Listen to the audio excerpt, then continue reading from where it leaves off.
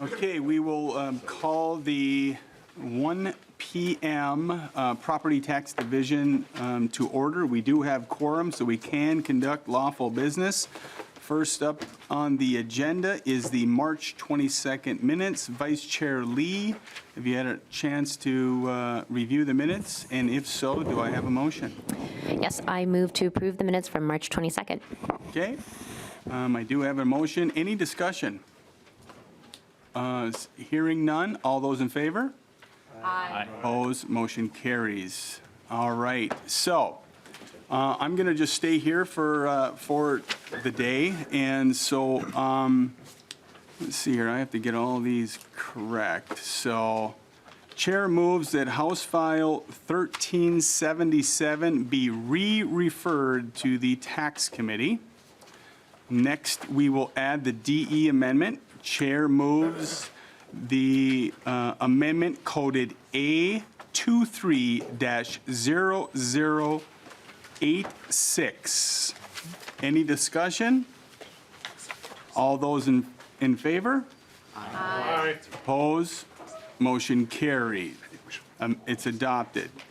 Next, we will move the author's amendment coded A-9. Chair moves the amendment coded A-9. And at this moment, could I have nonpartisan Jared Swanson go through the A-9 amendment?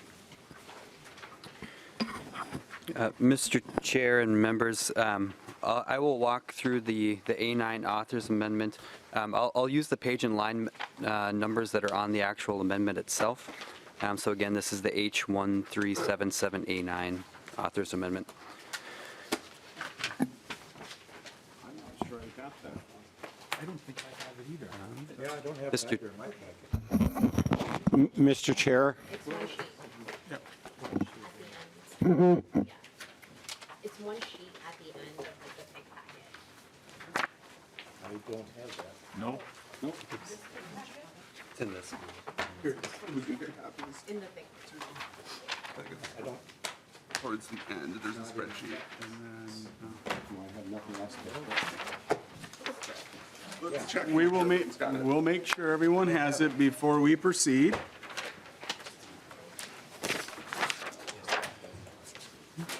I got it, yeah. I have it. You don't have it? I have it. Okay. It's at the end of it. It's misleading.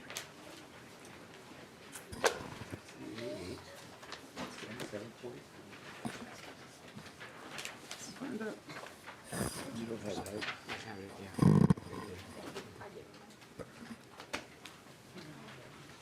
Well, those who didn't have it won a prize. That's the big secret for the day. Decoder ring. Okay, does I would have to vote no. does everybody have it? Okay.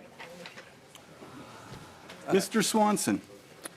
Mr. Chair and members, so I will walk through the amendment using the page and line numbers that are on the amendment itself as references to each of these sections. So lines 1.3 through 1.5 of the amendment clarify that assessors still have the ability to verify that the property owned by the Minnesota Chippewa tribe in Minneapolis, which qualifies for a property tax exemption under this bill, still meets the requirements for the exemption, even though the bill states that regular applications for exemption are not required. Line 1.6 of the amendment corrects language in the exemption established for an elderly living facility in Duluth. It's just a technical correction. Line 1.7 of the amendment aligns the date by which Community Land Trust must certify that property owners meet the qualifications for the 4D2 classification established in the bill to align that with the application to file for homestead. So this change would move the date by which that information needs to be certified from December 15th to December 31st. Lines 1.8 through 1.11 clarifies that surviving spouses who had previously qualified for the disabled veterans homestead market value exclusion and had that exclusion expire prior to 2020 may reapply for the exclusion. Lines 1.12 through 1.23 adds House File 2118, which is a Representative Keel bill, to the division report. This provision would extend for an additional 10 years the property tax levy authority for the Northwest Minnesota Multi-County Housing and Redevelopment Authority. Lines 2.1 through 2.2 of the amendment clarifies that the simplified income tax return for individuals claiming the renter's credit is for individuals without a requirement to file for an individual income tax return rather than for individuals without a tax liability. Lines 2.3 through 2.6 of the amendment delete some redundant language, so there's a reference to a certain reference to manufactured homes in this provision. That's not needed because there's a standalone definition of that term elsewhere in the article. Lines 2.7 through 2.8 increases the number of redevelopment districts Plymouth can establish in the parcels identified in the legislation. Lines 2.9 through 2.14 of the amendment extends the 5- and 6-year rules to 10 and 11 years for districts established by Plymouth under the bill.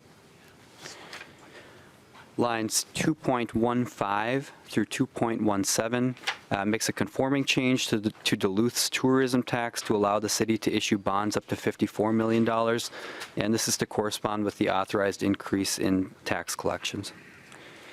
Lines 2.18 through 2.22 define the businesses subject to the service charges imposed by a tourism improvement district by reference to the municipal ordinance instead of by reference to the ordinance establishing the tourism improvement districts. Lines 2.23 through 2.24 remove a reference to non-existent prior tax sales arising out of taxes payable in 2023. And lastly, lines 2.25 and 2.26 set a deadline of December 31st, 2023 for Ramsey County to approve the legislation in the bill related to the redemption period for properties in targeted communities. And Mr. Chair, that concludes the overview of the author's amendment. Okay. Any discussion?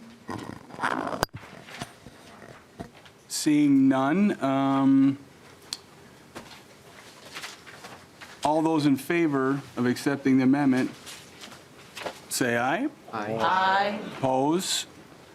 Motion carries, and the amendment is adopted. Is that soft enough there? Better. Better. Last day, and I'm getting better. Took me a while. Next, we will take up a series of GOP amendments, and first we have the Anderson A4. Let's see here. Representative Anderson, would you like to move your amendment? I would, Mr. Chair. I'd move the A4 amendment to the Property Tax Division report. Okay, it has been moved. Any discussion? Would you like to explain your amendment? Thank you, Mr. Chair. And again, first of all, we appreciate getting the funding into the tax bill. The SWCDs are very appreciative of that. And, you know, with a lot of things coming down the line in terms of USDA and the State Ag Department in terms of carbon capture and conservation and cover crops and such, there's a need for some additional funding. They say they could use additional staffing and such to capture some more of the federal dollars, and they do a lot of good things on the landscape in Minnesota. And they had been asking for $22 million, and again, they're appreciative of the stable funding. But what this amendment does, Mr. Chair, is just increase their base funding in this bill from $12 to $16 million, a $4 million increase. Well, thank you, Representative Anderson, and I thank you for your thoughtful approach and basically everything that you do as a representative. And I take this as a friendly amendment, so I would ask for support for this. Any further discussion? All those in favor? Aye. Oppose? Motion carries. The amendment is adopted. The A4 is adopted. Next, we have the A5. Representative Anderson, would you like to move your A5, Representative Anderson? I will move the A5, Mr. Chair, the A5 to the property tax report. Okay, it has been moved. Can you explain your amendment? Again, thanks, Mr. Chair, and we did talk about this at the earlier meeting. And again, the increase in county program aid and LGA is much appreciated. My concern is the automatic inflator that is part of the bill, and it's going to range between 2.5% and 5%.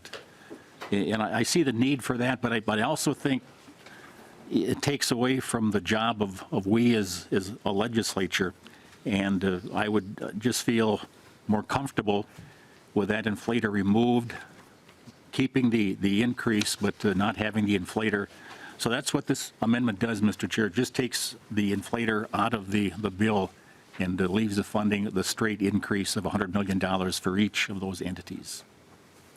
Well, thank you, Representative Anderson. And I'm going to recommend that we do not accept this amendment. I think that, the inflator makes good sense. It makes good sense on the promise that we made to organizations, and as former mayors and city councilors and commissioners, we know the burden that we put on, the state of Minnesota puts on all of our partners. And so I'm going to recommend that we do not support this. Any further discussion? Representative Anderson. Thanks, Mr. Chair. Talking with a couple of commissioners, obviously they are appreciative of this, but one made the comment, in a year, if we ever get things back to what we call normal in terms of our economy, and if we didn't have a year when there was any inflation, we'd still go with a 2.5% automatic increase. And so I think that in itself would promote inflation. And again, I would just renew my motion, and I would ask for a roll call on this, Mr. Chair. Roll call being requested. There will be a roll. Representative Hewitt. Thank you, Mr. Chair. And Representative Anderson, I consider you a very knowledgeable individual in this space. But what I'm learning as my short time here at the legislature has been, I spent quite a bit of time on education, and I think not putting those inflators in something like this could really hurt us down the line. Just my opinion, because it seems like if we're not keeping up with the rate and then we have to come back and catch up, it's false, kind of a false narrative there that that we as legislators get blamed for when actually the inflation rate grows. So I know I'm trying to save my own tail here possibly, but I just want to say it like it is, and that's kind of where it is. But I do highly respect your opinion. Thank you, Mr. Chair. Thank you. Any further? Chair Gomez. Thank you, Mr. Chair. I guess I just, on this front, so in 2002, the allocation for local government aid was $564 million. In 2022, the allocation for local government aid was $564 million. So that is not accounting for inflation at all. It means that this critical support for our local partners has been stagnant for 20 years. And so we have some ground to make up. And this stagnation in this really critical funding for our local partners so that they can provide the basic necessities that our communities count on: public safety, 911, roads, basic infrastructure. This is why we see increasingly more and more costs being put on local property tax levies. It's why we see more and more local governments coming to the legislature and using local option sales taxes and other tools in ways that are outside of what we've established is the guidelines for those in statute. And so, I just, like, if we don't make moves to actually acknowledge what is in front of us, right, which is that Local government, the cost to local governments has inflated over the last 20 years, just as the cost to all of us have. And this measure has not only in a very basic way, it hasn't even kept up with inflation. It's literally been flat for 20 years. So, I mean, we have a lot of ground to make up here. If we decide that we're not going to do it here, then we're just passing the buck on to our local partners, and I don't think that's the right thing to do. I think that we need to maintain this relationship and basically a promise that the state government has made to our local partners over decades because in exchange for like keeping property taxes lower than they would otherwise be. So, I just, I really think that I don't agree with the inflationary impact of this, and we just have a lot of ground to make up. So I thank Chair Lislegard for his approach and his commitment to, county and municipal governments in this bill, and I think it's really important, and I hope we defeat this amendment. Thank you. Thank you. Representative Quam. Thank you, Mr. Chair, and I think 3 of the members of the committee went through the period of time where there were multiple years of billion-dollar deficits, and LGA actually wasn't flat. There were changes, fluctuations, and then 10 years ago, again, the last time that there were both chambers and the governor were in the same party, there was a change to the equation and formula, and that caused a change in, I think some of the cities stopped getting LGA. So when you look at the total dollars and you look that date, this date, there have been several fluctuations and redistributions that happened, so it's not that simple. In fact, I think more metro cities got less or got none, and that's because of the factors and et cetera. But it is not that simple, and the reason why it's not that simple is the legislature, due to the factors at the time, had to make the tough decisions, and they made changes. So autopilot might be easy, it might sound good, but it also means that we're not doing our due diligence and looking at the fiduciary characteristics of the state and our duty and making the decisions and appropriately shifting things here and there, because communities change over time. And so that's why I have sympathy for this amendment and other similar amendments, because let's do the work. If the inflation's higher and out of the 5% max, well, then let's address that. If inflation's lower, or if there's deficits, or we see that there's a big boom in development in certain areas, we can adjust, because time rolls on, things change, and let's be diligent on the change instead of just saying, well, I'm going to turn on the cruise control and I don't have to worry about it. I don't want us to wake up in the ditch because we weren't doing our due diligence. Thank you, Mr. Chair. Thank you. Representative Hollins. Thank you, Mr. Chair. I'm going to speak against this amendment. And partially that's because I spent a lot of time door knocking the past year, and I talked to communities all across the state. And one of the resounding things that I heard was, stop making our local governments pay for the things that we need. Please reduce our levies. Please increase the aid that we get for local governments, because this is hurting us as communities and as small neighborhoods and as individuals.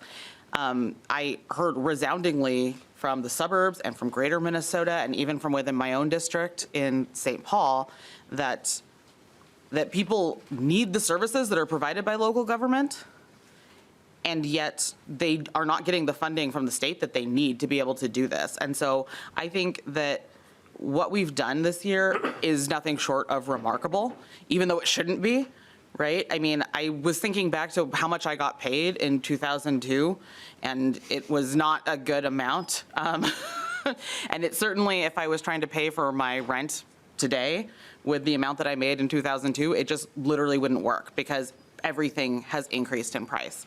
And in that same way, we need to have our, we need to have our taxes reflect that. We need to have our calculations on this reflect that. So I really am support of what you have done as a chair on this year. I know that my city is appreciative of even getting back to, just sort of a baseline to be able to afford the things that we need to provide to the capital city of the state of Minnesota. So I'm going to vote no on this amendment. Thank you. Thank you. Representative Elkins. Thank you, Mr. Chair. I'm old enough to remember that during the Pawlenty administration, the governor was always talking about how the solution to rising property taxes was to cap them. And every time he said that, all the cities immediately raised their property taxes by another 1 or 2% in anticipation. It's like, we better raise them now before something happens. And I still remember a function where his revenue commissioner, Ward Innes at the time, appeared before the cities, and I asked that question. Said, does your boss understand that every time he says that, the cities all raise their property taxes by another 2%? And the room burst out in laughter, but he had to smile too because he recognized that was the way it actually worked. So this is a topic that's best not discussed at all. Thank you. Any further discussion? Representative Anderson. Thanks, Mr. Chair, again. And I understand, I hear what you're all saying, and I think we're kind of trending this way during this session, probably because we have this very comfortable surplus, and it's nice to be able to do that. But again, I think it's our duty to take a look at this on a biannual basis and adjust it if we can possibly do that. And because of that, I would just renew my motion and would encourage a green vote, Mr. Chair. Okay, so thank you, Representative Anderson. So the motion before us, and Representative Anderson is in favor. So I will ask all those in favor. Didn't I? Sorry. Roll call. It's a roll call. Oh, roll call. So, Oh, we're getting technical here now. yeah. It's Representative Anderson. All right, has Representative, yes, he has A5 moved the amendment. A5. So roll call. Clerk will take the roll. Chair Lislegard. No. Chair Lislegard, no. Vice Chair Lee. No. Vice Chair Lee, no. Lead Quam. Yes. Lead Quam, yes. Representative Anderson. Anderson, aye. Representative Anderson, yes. Representative Burkle is excused. Representative Coulter. No. Representative Coulter, no. Representative Elkins. No. Representative Elkins, no. Representative Garofalo is excused. Representative Gomez. No. Representative Gomez, no. Representative Hollins. No. Representative Hollins, no. Representative Hewitt. No. Representative Hewitt, no. Representative Nelson. No. Representative Nelson, no. Representative O'Driscoll is excused. There being 2 ayes, 8 nays, and 3 absent. Okay, the motion with what? 2 ayes, 8 nays. All right, with 2 ayes and 8 nays, the motion is not adopted. Okay, it's the first time I had to do that one. All right, next we have the A8, Representative Quam. Representative Quam, would you like to move your amendment? Yes, I would move that we accept Amendment A8. Okay, it's been moved by Representative Quam. Can you please describe your amendment? Well, basically, I'm not sure if there's a district where people haven't contacted us complaining about double-digit, sometimes 30, sometimes 50% increases in their property taxes, and those huge shocks are sometimes difficult. So this is to say, okay, for the next 2 years, you're limited to a 5% levy increase per year.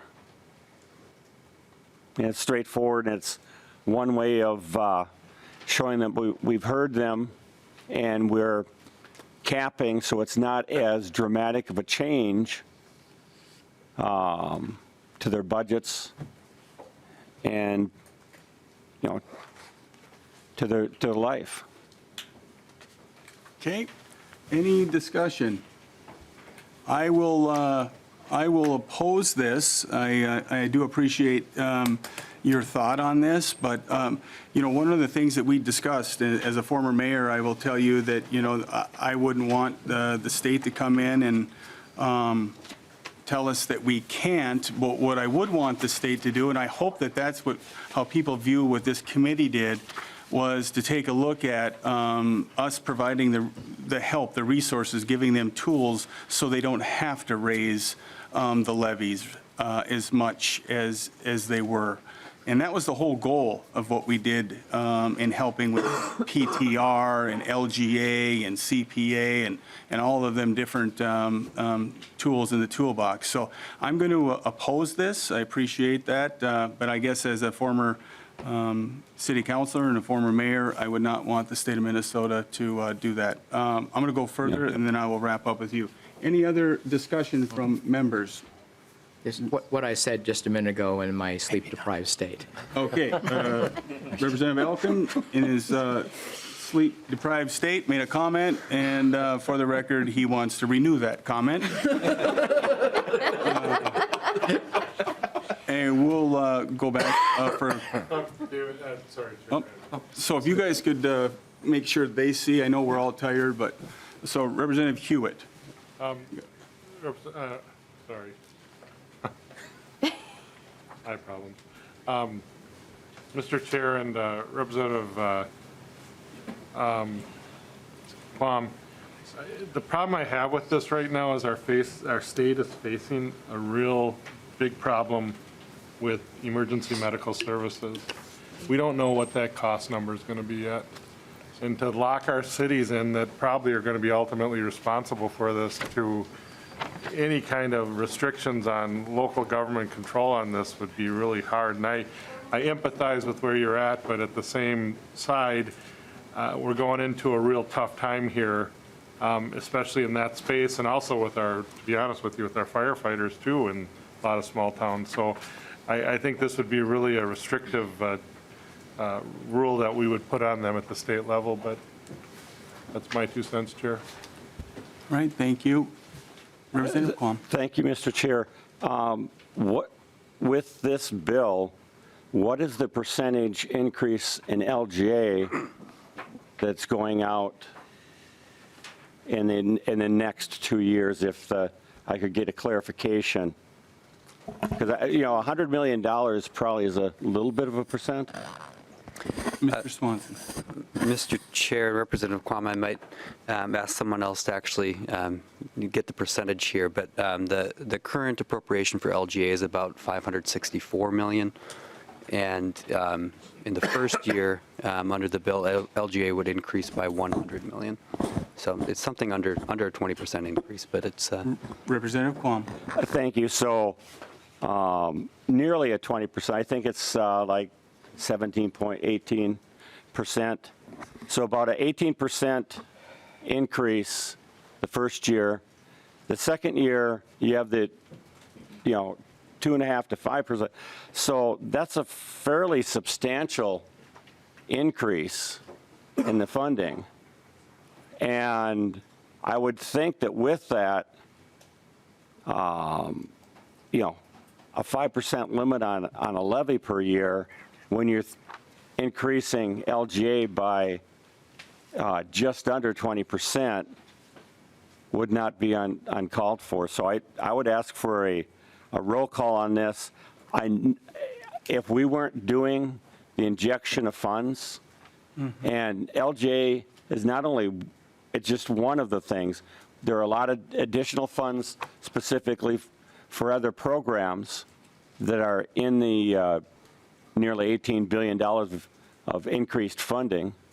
So I think it's not unreasonable to show the citizens that, you know, we want to have a sort of a control on their levy increases. Thank you. Thank you, Representative. A roll call being requested. We will do a roll call. I would just, you know, make the comment that we're just, you know, the state of Minnesota, we don't set that. And our job is to provide as much resources as possible. And with the amount of money that we're investing, we're not even caught up to where we should be. And, you know, the state of Minnesota continues to ask more and more of our local governments.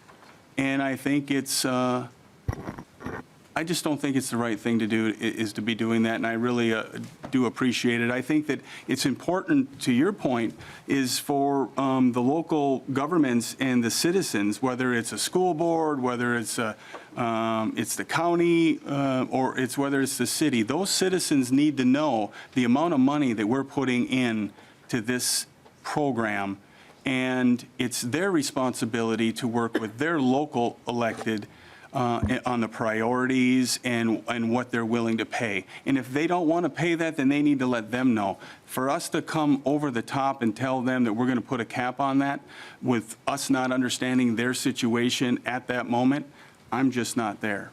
So any further discussion on that? All right, we will do a roll call.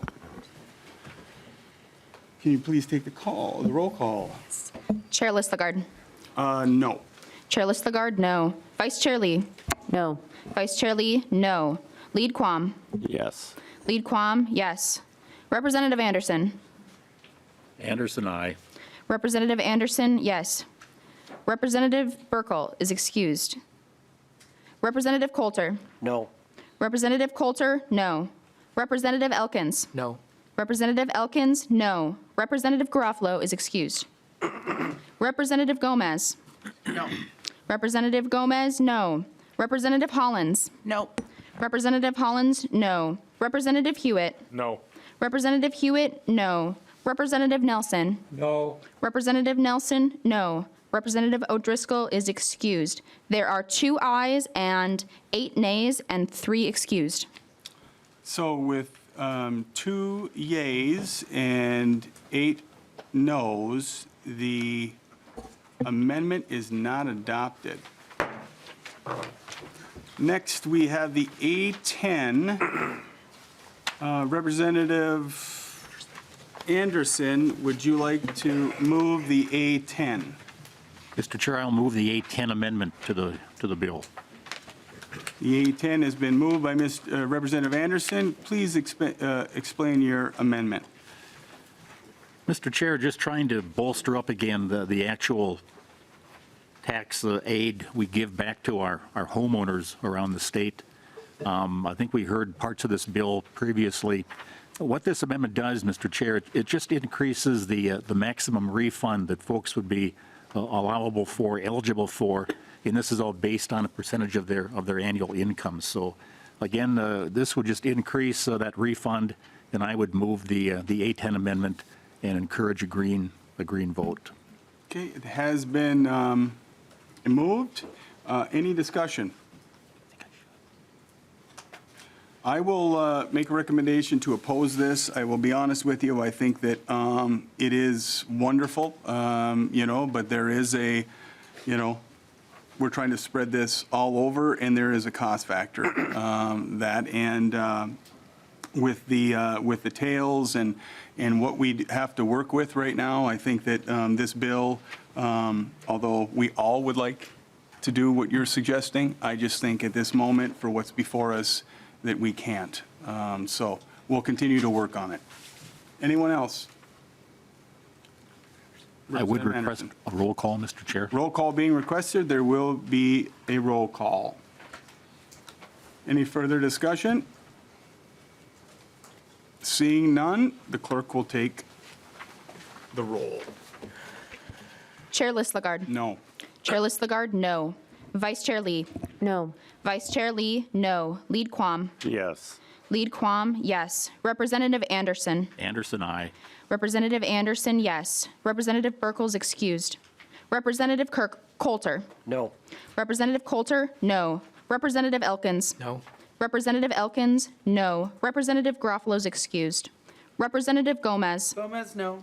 Representative Gomez, no. Representative Hollins. Hollins, no. Representative Hollins, no. Representative Hewitt.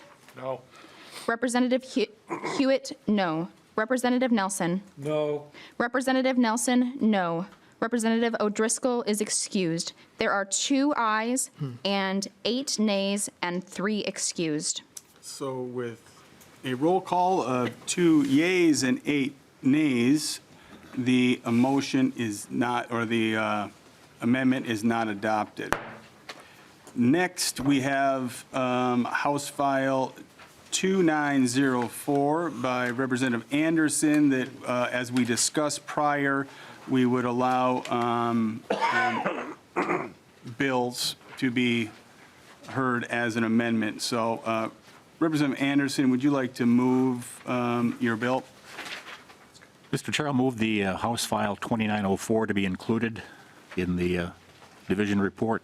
Representative Anderson moves that House File 2904 be included. Can you please explain your bill? Thank you, Mr. Chair. And maybe staff could help me here. I have a note on page 42 of the DE. So this would be, on that page, you delete Article 4. Yeah, okay. Thank you. On page 42, delete Article 4 and insert the text of this bill, Mr. Chair, 2904, into your DE amendment. I believe thank you, Representative Anderson. We'll have Mr. Williams, as he's flipping through to find it, expand on that. Chair Lislegard and members, so Representative Anderson's motion is to delete Article 4, which is the renter's credit article of the bill, and insert the text of House File 2904, as I understand it.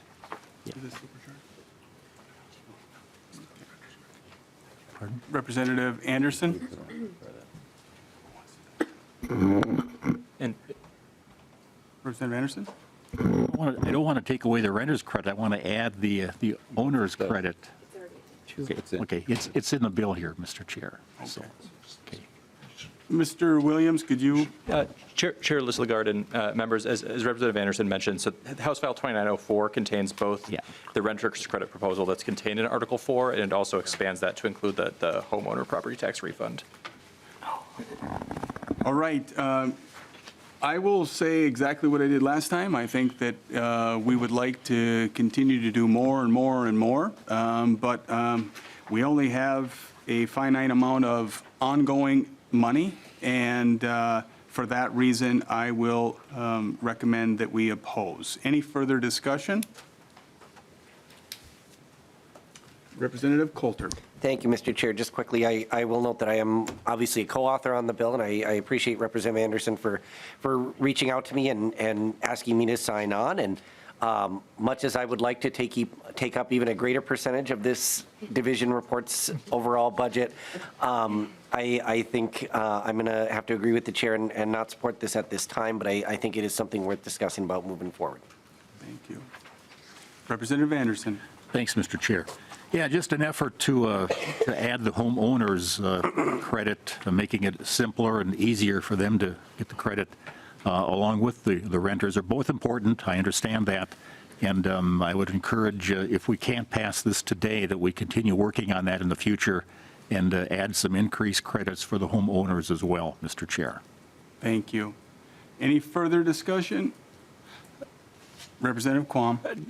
I just want to add, a lot of the homeowners are former renters that worked hard and made that transition. And I think we've got a lot of programs that try to assist people from different communities to be able to afford and be homeowners.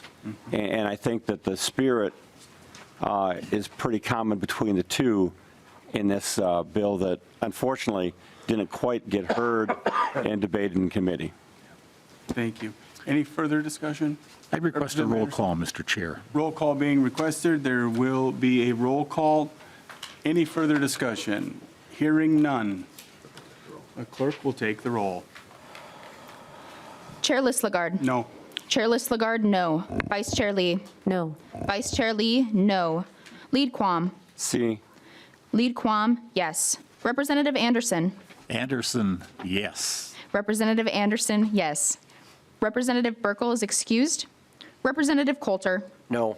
Representative Coulter, no. Representative Elkins. No. Representative Elkins, no. Representative Garofalo is excused. Representative Gomez. Gomez, no. Representative Gomez, no. Representative Hollins. No. Representative Hollins, no. Representative Hewitt. No. Representative Hewitt, no. Representative Nelson. No. Representative Nelson, no. And Representative O'Driscoll is excused. There being 2 ayes, 8 nays, and 3 excused. So with there being 2 yeas and 8 nays, the House File 2904 amendment is not adopted. Next, we have House File 2816. Representative Quam, would you like to move Bill House File 2816? Thank you, Mr. Chair. I would move that House File 2816 be moved to, on page 41, after line 25, inserting the text of House File 2816.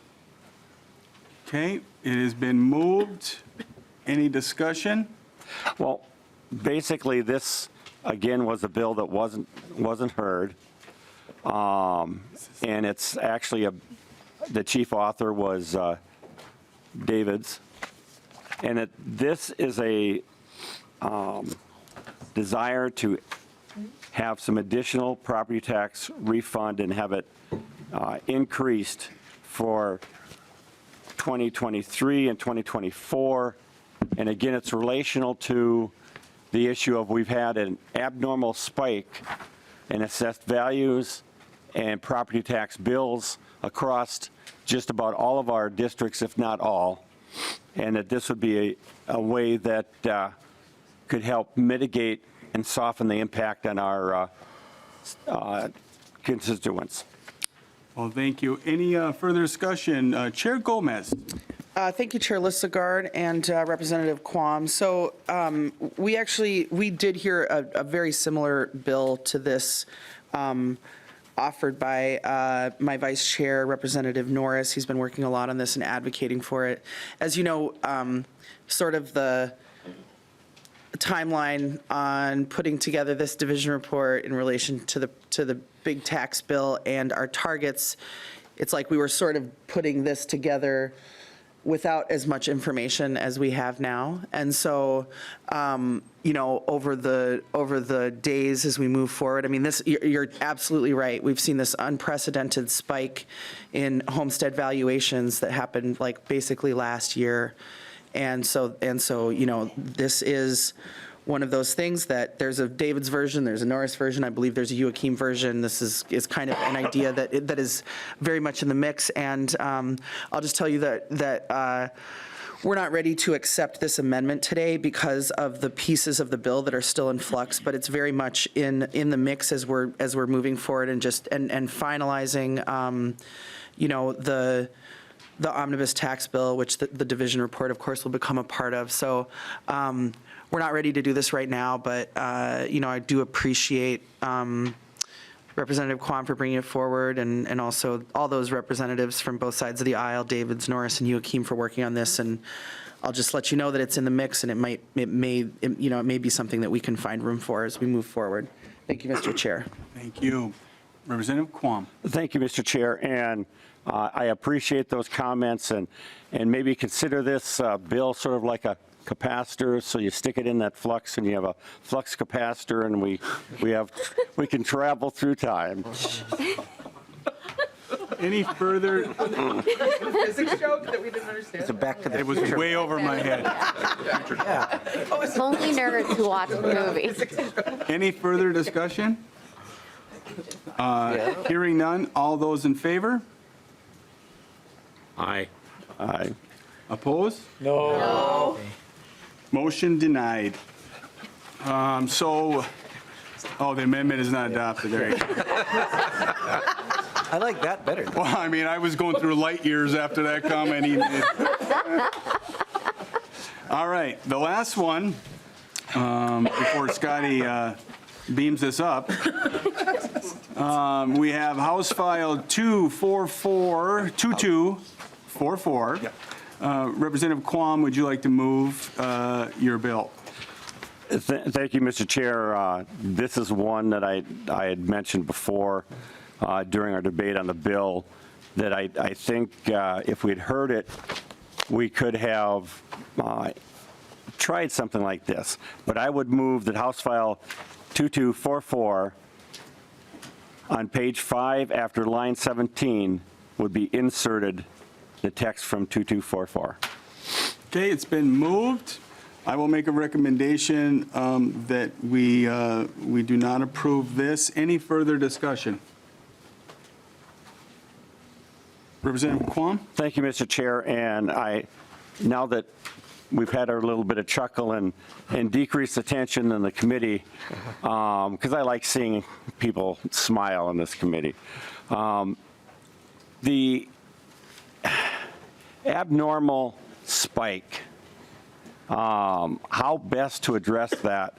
And my thought was, oftentimes when you're trying to get more of a steady trend or change, you do like a 2, 3, 5 year average, and that way the blips don't come out, the slope changes a little bit, and it smooths it out. The toughest thing is when you've got your budget, you've been working, and all of a sudden a huge expense pops up. And that's tough on whoever you are. And this approach is to say, we're still going to allow the increase, but going to smooth it out so that it's spread across and is not as dramatic and gives people more time to adjust. And it's less, it's like jumping into the lake and it's real cold. This is saying we're going to take and slowly cool it down, or the lobster analogy, you slowly bring it up to a boil so that lobster doesn't know that they're, having that change. But, take it with a humor. I think we honestly need to look at ways to take out the drastic shifting. And this is one approach. And, if we had debated it or heard it earlier in committee, I'm hoping that the bill already would have had some sort of a smoothing effect to take out that shock. So I would ask for a yes and an aye, and I would ask for a roll. A roll call being requested. There will be a roll call. Any further discussion? Representative Hewitt. Thank you, Mr. Chair, and I'm sorry to do this to you on the last bill. Representative Quam, this thing you're talking about is the market value, and as a realtor, I lived through this bad experience because we had disruptors come into our marketplace. We had corporations come in and jack house prices in certain neighborhoods that were just unrealistic, and that sent the appraiser going unrealistic too. I'm trying to think, and I'm listening to you, and you have that great science mind that, what's a good way to fix this with the mean, with the average, where do we go? I don't know if that'll work. I don't know. I think we are going to have to look at this eventually in the tax committee, of how we can really get the true value and the true market value of a house. But I don't know if this is it or not, but it's a great discussion. Any, Representative Nelson? Thank you, Mr. Chair and members. And it also hit my district hard with these price increases because we have some of the, what we're called affordable housing, older housing in our suburb. And those ones seem to go up faster, at a faster rate than other ones in the district. And now that none of those I would consider affordable for first-time home buyers, even though we're still being listed as that. The other comment I have to make is to Representative Quam's, I think about putting a frog, I think he said it. Lobster. He said a lobster, but there's that old saying, you put a frog in a pot of water and you slowly heat it and it won't jump out. If you throw it in hot water, it'll jump out. Well, I remember Representative Khan in the past, who was also a scientist, mentioned that ain't true, that the frog, when it gets hot enough, will jump out before it boils to this. So anyway. Oh, we got lobsters and frogs. And, Time travel. We're going time traveling. Being up all night does get you. Any further discussion? Representative Quam, you can follow up on that one. No, Mr. Chair, I didn't know my poor humor was communicable. So I apologize. And again, I hope for some ayes. Yeah. The clerk will take the roll. Chair Lislegard. No. Chair Lislegard, no. Vice Chair Lee. No. Vice Chair Lee, no. Lead Quam. Aye. Lead Quam, aye. Representative Anderson. Anderson, yes. Representative Anderson, aye. Representative Burkle is excused. Representative Coulter. No. Representative Coulter, no. Representative Elkins. No. Representative Elkins, no. Representative Garofalo is excused. Representative Gomez. Gomez, no. Representative Gomez, no. Representative Hollins. No. Representative Hollins, no. Representative Hewitt. No. Representative Hewitt, no. Representative Nelson. No. Representative Nelson, no. Representative O'Driscoll is excused. There being 2 ayes, 8 nays, and 3 excused.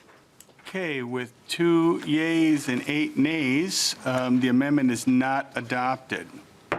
Are there any further amendments? Okay, that concludes our amendments. Discussion to the bill as amended. Chair Gomez. I'll just keep it brief because I just want to say some nice things about our chair, I guess. Chair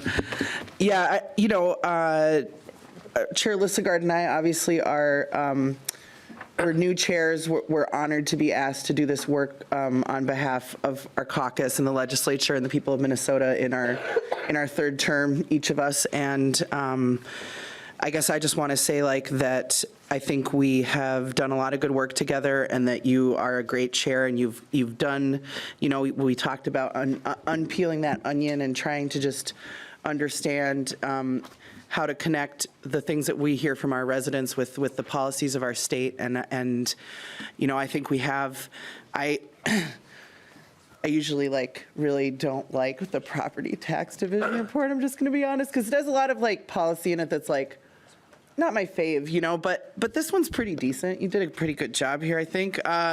There's a lot of really wonderful things in here. Obviously, there's help for our communities, most importantly, right? There is help for our local government partners who are doing more with less. There's help for our residents, whether they are renters or they are, homeowners, with those increasing property tax bills. And, so I just feel that my principles and my values about what we're supposed to be doing in this place are really reflected in this bill today. And I just want to compliment our chair for identifying those places where we really do have, common agreement and common values, and transferring that into this division report. And it's been a lot of fun. Yeah. So thank you. My compliments to you. Thanks, Thank you. Chair Lislegard. Representative Coulter. Thank you, Mr. Chair. I want to thank you as well for doing the work in this committee. I think I mentioned this to you. This has proven to be somewhat surprisingly one of the more energizing committees that I'm on. And really that's, I think, because of all of us sitting around the table because, well, because we have some really, really good discussions and really good conversations. And I mean that sincerely. Excuse me. And I've just really come to appreciate that. And I do also want to renew a request, I think, to all of us that I made, I think it was when we heard the LGA bill. And that is, if you can, go to your cities and your counties, go to the truth in taxation hearings and see, how our local governments really spend their property tax dollars. Because I think for the most part, you'd be pretty impressed. You'd see that our local governments do really, really good work. But one of the things that I've come to see in this committee is that when we talk about the challenge of rising property taxes, and I think we all agree that it is a challenge, that we have to look at it as a sort of a whole system approach. We can't take individual pieces of it because the short answer is that whether it's the state, whether it's the county, whether it's cities or townships, nobody really has enough power to affect the whole system because we can do what we can do here, and I think we've done a really good job with that. But that's not a guarantee either. And likewise, cities and counties and townships, they set the levies, but those are just dollar figures. How those dollar figures are distributed is really outside of their control too. And so I think this bill is a really excellent demonstration of that sort of whole system approach to addressing a really significant challenge while recognizing that local governments still have to do the things that folks expect them to do. And I do also just, again, want to thank you, Mr. Chair, for including the renter's credit proposal. That's close to 60% of the overall cost of this bill, which I was not expecting as a first-term member. But I know and I know we all appreciate how that's really going to help a lot of folks who need it the most. So just really, really grateful for the work that everyone on this committee has done. Thank you. Representative Anderson. Thank you, Mr. Chair. And I, too, enjoyed serving with all of you. And I've known the chair for a number of years. And Representative Coulter, we got together, talked about the bill we co-authored. And it's fun to meet you and get to know you a little bit better. And, I think we all have a lot of the same interests and, about helping our renters and homeowners in the state. And I would just comment, one of the things I heard most about this summer and fall was the market value exclusion. And we kind of nibbled around the edges of it and increased it somewhat.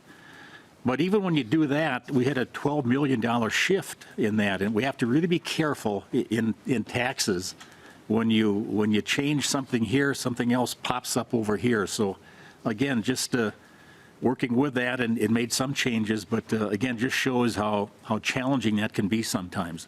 I will caution that, the inflator on the county program aid, it's $100 million this year. Next year, it's 115, and in the year 27, it's 129.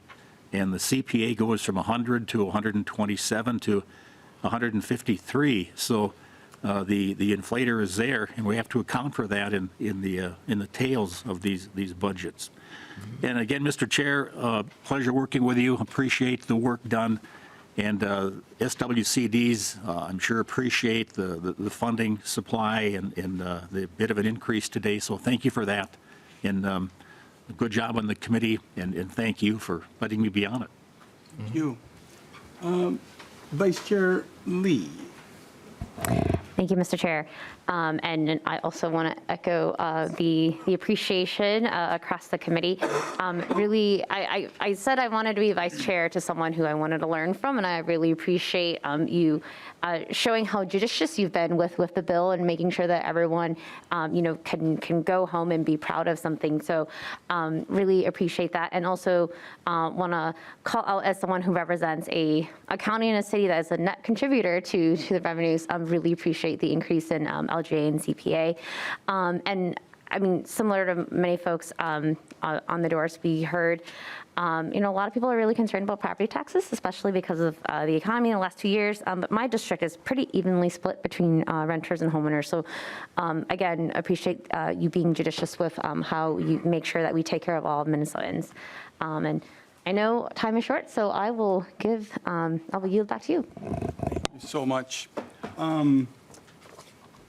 Representative Quam, lead Quam. Thank you, Mr. Chair. I assume that reluctance to say that was, tears welling up and that we won't have this fun and joyful time. Over my terms, I've had different things I've wanted to tweak in LGA. One was when I've seen what's happened to some cities like Detroit and et cetera, I fully understand the need for extra money for old housing.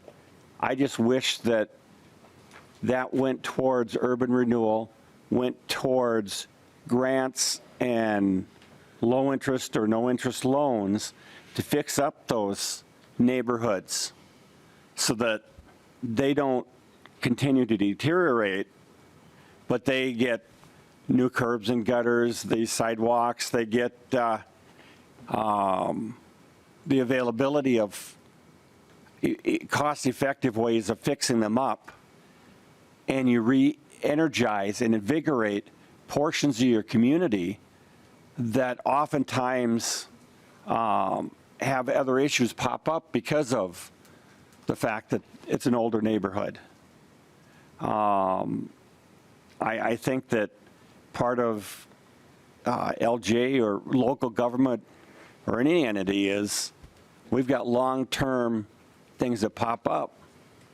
And if we'd thrown, because we got one-time money, thrown a couple $100 million in that one-time money into a fund that was revolving for, again, low or no interest loans for replacing old water mains. Doing some of those big infrastructure projects so there wouldn't be the additional hit, but then you pay it back so it's available, because all cities over a 50-year term, period of time, have major infrastructure things they need to do.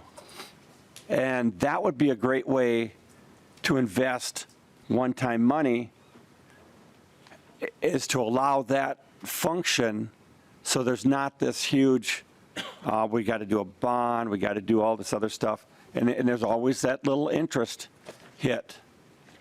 And it would be regenerating because they're paying it back over a period of time. And those are the kind of things that we need to think forward on to improve the system, because now we've got a surplus. We might, in a few years, have a deficit. That wasn't fun, but we worked together and we got through it. So I wish that this bill contains some of those long-term effective programs, because now is the time when we could do it. And that's part of the reason why, the averaging and et cetera, looking at just the next 2 years is only part of the task that we've got. And those big changes and long-term changes to set us up in the future so it's not so much of a pain when things happen. I would hope we can move towards that as we work together and the years move on. But I've had fun. I know we joke back and forth and kid, but we can work together.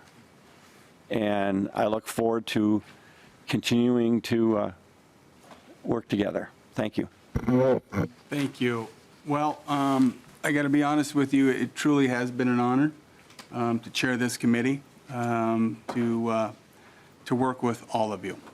I think I wrote some stuff down, and normally I don't, but I didn't want to forget anything. And I want to thank you, Lee Kwam, for your thoughtful approach and your demeanor in this committee.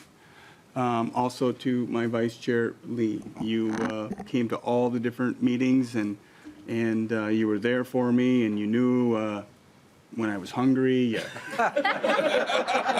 mean hangry? Hangry, and you were there, and every member here for your thoughtfulness and the different perspective that you bring to this this committee, different backgrounds, and I think that really says something about how we can create something, and for that thoughtfulness, and to my CLA faith. Not just for your helping make this committee function, but for really knowing who I am, my strengths, my weaknesses, and in helping me be successful and keeping me on track. And honestly, if anybody knows me, that is a hard task. And she does an incredible job, and she knows when I'm down, and she lifts me up. She's always there for me, and she gets me to where I need to go. I want to thank Patrick McQuillan, the committee administrator. Unbelievable, talented, brilliant, dedicated to this institution. And when he does the big taxes in this, and property taxes, and with two different chairs. Chair Gomez and I, we may, we're both passionate, we're both emotional in how we do it, and for your ability to bring out the best in each of us, and Patrick, it is simply amazing what you're able to do. I wouldn't be able to do it. I can speak for myself. I would think Chair Gomez would probably say the same for what you're able to do. It's unbelievable. And I want to thank our DFL researcher, Sean, for always being there, doing the research. I think that is incredible. If anybody sees that, lift up your blue one. You got a blue one there? You got, I don't think you're supposed to. Oh, whatever. Both sides. Look at the bag. Yeah, look at the back. And also, to Kelly, the Republican. We know what you guys do for us. We got 17 different committees, and we're running all over, and for you guys to do the research and you guys to help us be prepared, thank you. It is incredible. To Commissioner Markup, I got to say that it's hard for me to articulate. I had 4 years underneath him, and his demeanor and how he treated people with kindness, with dignity, with respect. He was all inclusive and wanted to really create an atmosphere of welcoming and understanding, but based on principle. And then to Joanna Behrens, thank you for always being here, sitting in that seat when answering the tough questions. That's not easy to do, right? So you don't know what questions are going to come up from the Department of Revenue, but you always come there, and I admire that. Last but certainly not least is the nonpartisan staff. House researcher Jared Swanson, Sean Williams, Chris Clayman, Alex Hagler, Justin Culp, fiscal analyst Kathy Schill, Cynthia Templin, and the revisers Maureen Sunday and Evan Powell. I just got to tell you, simply put, they're the smartest people in the room. Make no mistake about it. Serving underneath Commissioner Marquardt, I was able to interact, and I didn't understand until I became chair. And when you sit in that room and all the different questions, and they know it, who do we turn to? Mm-hmm. We turn to them, and they have the answer. And it's just incredible. And we wonder how we come and go, chairs come and go, legislators come and go, and these individuals, they are the bedrock They are the knowledge. They are the constant for us to make informed decisions. And it's truly incredible. This session, to Chair Gomez, is we talked about peeling back the onion, and we did that. I think that there are multiple reasons that we put this together. Do I think that it could be more? Chair Gomez made the comment that she, this isn't her. I would give more. I mean, you thought I was Santa Claus. I'd be a real big Santa Claus if I could. But we need to be fiscally responsible, and I think it's important. And I think that this is a balanced approach, and I couldn't be more proud. So I think that this is going to continue. Chair Gomez, we work so closely together, and I will tell you, like I said, like two minutes ago, we came from two different philosophies. And I mean, Speaker Hortman, she's like a genius, right? Because Chair Gomez and I, you would have never thought we would be able to come together, and we did. It's the yin and the yang, and that's how you come up with a good approach, a balanced approach.